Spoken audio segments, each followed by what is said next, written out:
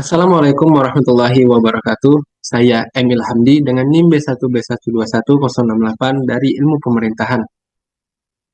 Baiklah, saya di sini akan menjelaskan tentang apa itu pajak pusat untuk memenuhi tugas ujian tengah semester mata kuliah sistem perpajakan. Baiklah, langsung saja. Pajak pusat.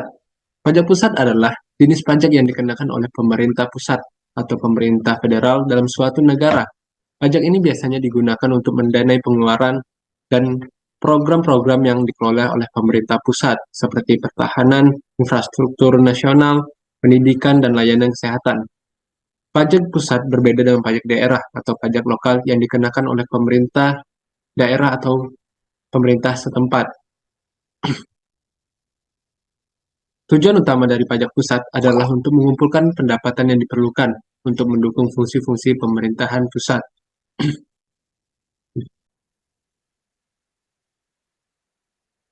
Adapun jenis-jenis pajak pusat. Pajak pusat menurut golongannya. Pengertian pajak menurut golongannya adalah pembagian pajak berdasarkan jenis golongan atau kategori tertentu. Ini berarti bahwa pajak ditetapkan dengan mempertimbangkan karakteristik atau kriteria tertentu yang dimiliki oleh kelompok individu atau entitas yang dikenai pajak.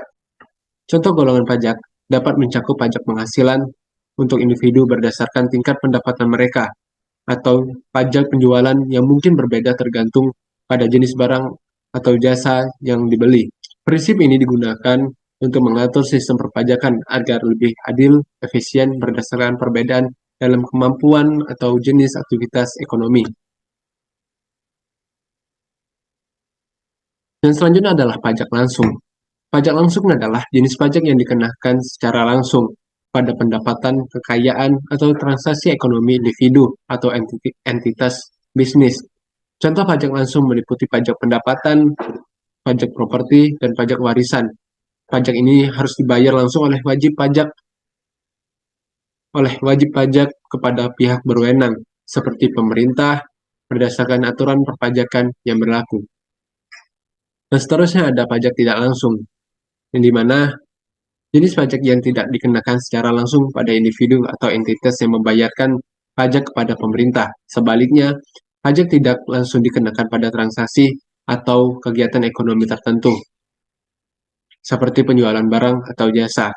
Pajak tidak langsung seringkali ditanggung oleh konsumen akhir atau pelanggan dalam bentuk harga yang lebih tinggi atau barang atau jasa yang mereka beli, karena pajak ini ditambahkan ke harga oleh produsen atau penjual. Contoh pajak tidak langsung termasuk pajak pertambahan nilai, dan pajak penjualan. Pajak menurut sifatnya, yaitu pajak menurut sifatnya adalah kontribusi wajib yang dibayarkan oleh individu atau entitas kepada pemerintah. Pajak ini bersifat wajib, bersifat tidak langsung, tidak menghasilkan imbalan langsung yang setara, dan digunakan oleh pemerintah untuk membiayai berbagai program dan layanan publik seperti pendidikan, kesehatan, infrastruktur, dan sebagainya. Pajak juga dapat berfungsi sebagai instrumen pemungutan ekonomi dan retribusi kekayaan dalam masyarakat. Selanjutnya ada pajak subjektif. Pajak subjektif adalah jenis pajak yang besarnya atau tarifnya bergantung pada subjek atau objek tertentu yang dikenakan pajak. Dalam konteks ini, tarif pajak atau jumlah yang harus dibayar oleh individu atau entitas pajak ditentukan berdasarkan karakteristik atau kondisi subjek atau objek yang bersangkutan. Contoh pajak subjektif adalah pajak penghasilkan, income tax, di mana tarif pajaknya dapat berbeda berdasarkan tingkat penghasilan individu atau entitas yang dikenakan pajak. Dan yang selanjutnya ada pajak tujuan. Pajak tujuan adalah sistem perpajakan di mana pajak dikenakan pada barang atau jasa barang atau jasa di negara tempat barang atau jasa tersebut digunakan atau dikonsumsi, bukan di negara tempat barang atau jasa tersebut diproduksi. Hal ini bertujuan untuk mencegah persaingan yang tidak adil antar negara dan memastikan bahwa pajak yang dikenakan mencerminkan konsumsi yang sebenarnya di dalam suatu negara. Pajak tujuan sering digunakan dalam konteks Uni Eropa pajak atau pajak pertambahan nilai, di mana pajak dikenakan di negara konsumen akhir daripada negara produsen. Jenis-jenis pajak pusat. Pajak menurut lembaga. Pengertian pajak menurut lembaga atau instansi pemerintah adalah kewajiban finansial yang harus dibayar oleh individu, perusahaan, atau entitas lainnya kepada pemerintah dengan tujuan untuk mendanai pengeluaran pemerintah dan proyek-proyek publik. Pajak ini bersifat wajib dan biasanya diatur oleh undang-undang. Jumlah pajak yang harus dibayar oleh setiap barang Jumlah-jumlah pajak yang harus dibayar oleh setiap orang atau entitas dapat bervariasi berdasarkan penghasilan atau jenis transaksi yang dilakukan, seperti pajak digunakan untuk mendukung berbagai program dan layanan publik seperti pendidikan, perawatan kesehatan, infrastruktur, dan sebagainya. Yang seterusnya ada pajak penghasilan atau PPH. Pajak penghasilan adalah pajak yang dikenakan atas penghasilan yang diperoleh oleh individu atau badan usaha. Penghasilan yang dapat dikenai pajak dapat berasal dari berbagai sumber, seperti gaji, pendapatan bisnis, bunga, dividen, dan lain sebagainya. Pemerintah biasanya menggunakan pajak penghasilan untuk mendapatkan pendapatan yang digunakan untuk membayar berbagai program dan layanan publik. Besarnya pajak penghasilan yang harus dibayarkan biasanya tergantung pada penghasilan total dan peraturan pajak yang berlaku di daerah atau suatu negara tersebut.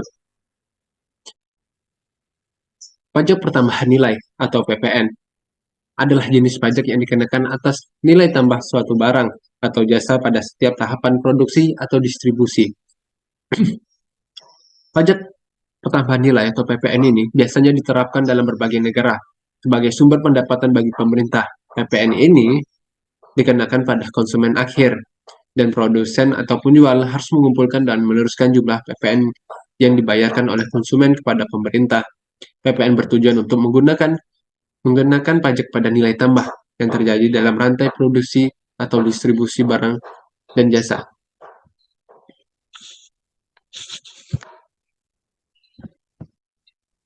Selanjutnya ada pajak penjualan atas barang mewah atau PPNBM. Adalah jenis pajak yang dikenakan oleh pemerintah atas penjualan barang-barang mewah seperti kendaraan bermotor mewah, perhiasan, barang-barang elektronik mewah, dan barang konsumsi lainnya yang memiliki nilai tinggi. PPNBM bertujuan untuk mengumpulkan pendapatan bagi pemerintah dan mengendalikan konsumen barang-barang mewah agar tidak berlebihan. Pajak ini biasanya dikenakan sebagai presentasi dari nilai jual barang tersebut, dan tarifnya dapat bervariasi tergantung pada jenis barang dan nilai transaksinya. PPNBM umumnya diatur oleh undang-undang pajak di setiap negara dan dapat berubah dari waktu ke waktu sesuai dengan kebijakan pemerintah. Seterusnya ada pajak bumi dan bangunan atau PBB. Adalah sebuah jenis pajak yang dikenakan oleh pemerintah terhadap pemilik properti seperti tanah dan bangunan yang mereka miliki.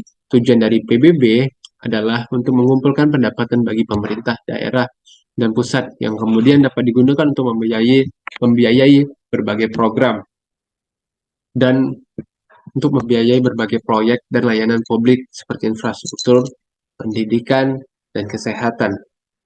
Besarnya PBB biasanya dihitung berdasarkan nilai properti yang dimiliki oleh pemiliknya. Pajak ini dapat bervariasi dari suatu wilayah ke wilayah lainnya dan seringkali diatur oleh undang-undang yang berlaku di masing-masing negara atau daerah. Pemilik properti diwajibkan untuk membayar PBB secara berkala, dan jumlah yang harus dibayarkan tergantung pada nilai properti tersebut serta tarif PBB yang berlaku di wilayah tersebut. Dan yang terakhir adalah bea materai. Bea materai adalah pajak yang dikenakan atas materai, yaitu segel atau tanda yang ditempatkan pada dokumen tertentu sebagai tanda pembayaran pajak. Materai biasanya digunakan untuk dokumen-dokumen seperti surat-surat perjanjian, akta notaris, dan sejenisnya sebagai bukti pembayaran pajak dan sah secara hukum. Pajak bea materai ini berlaku di beberapa negara, termasuk Indonesia ini, dan besarnya tergantung pada jenis dokumen dan nilainya. Pemakaian materai biasanya diatur oleh peraturan perundang-undangan yang berlaku di masing-masing negara.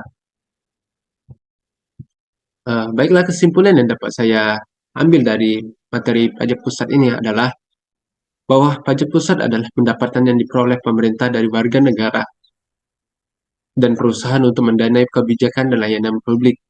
Pajak pusat bisa memiliki dampak positif dan negatif, tergantung pada desain, tarif, dan pengelolaannya, dan instrumen penting menjaga stabilitas keuangan negara dan mendukung pembangunan berkelanjutan. Demikian yang dapat saya sampaikan dan jelaskan mengenai pajak pusat. Maaf karena dalam penyampaian saya mungkin kurang jelas. Dan terima kasih. Saya akhiri. Wassalamualaikum warahmatullahi wabarakatuh.